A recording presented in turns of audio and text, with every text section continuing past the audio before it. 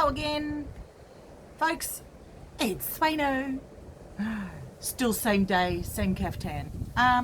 We're going to do a very quick sourdough starter because people have been asking me for it. Well, one person has. Hi, Judith.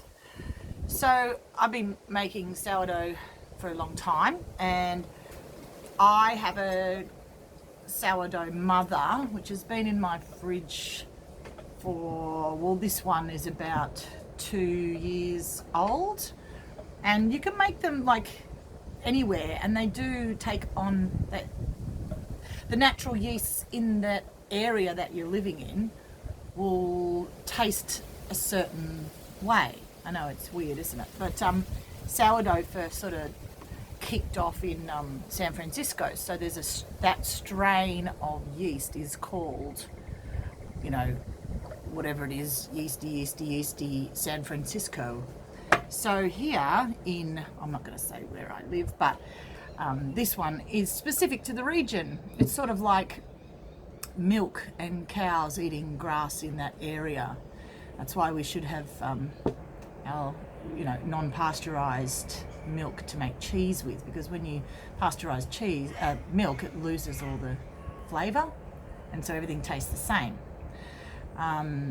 So anyway, that's a different subject. The push for raw milk cheeses in Australia would be great, wouldn't it? Anyway, we're going to make a sourdough, the simplest sourdough starter, mother culture you can possibly make. And all it is equal amounts of flour. I'm going to use like that much, 2 to 3 tablespoons. Doesn't really matter. You're going to make more. You're going to feed it and all that. And the same amount of water, about that much. If you want to measure things, you can. I don't usually, much to my mother's horror.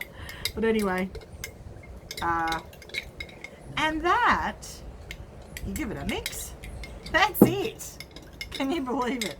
Now, all you do is just leave it out with the lid off.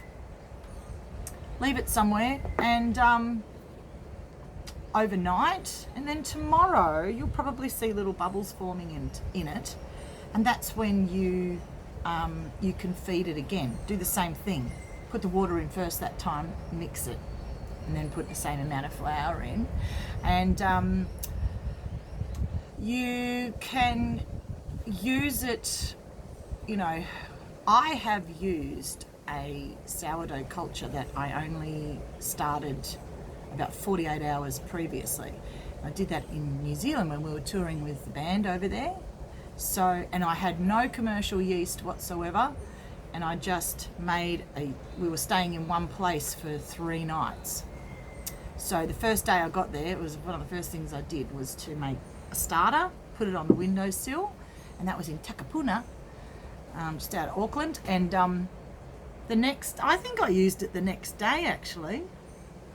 Maybe later, maybe I made it in the morning and then the next day I used it later in the evening, probably. And the bread rose beautifully, like it had yeast in it, like, you know, you get out of a packet. It was amazing. And yeah, so I'm a true believer in these yeasts getting to make your bread rise all by themselves. And it's an amazing process. Okay, so put that in your windowsill or somewhere sort of ambiently warm, and tomorrow do the same again. And then by the 3rd day you can use it, but they do say to get it ready over the course of 5 to 7 days to make it stronger. So tomorrow, oh that's right, no, you're supposed to, I would just feed it straight on top, but some people say you tip half of it out and then add the same amounts again back in, to keep the good bacteria in there and the bad ones out. Anyway, have a go, and then we'll regroup again and make some sourdough bread together, which is super simple as well. Yeah, So, happy mother culturing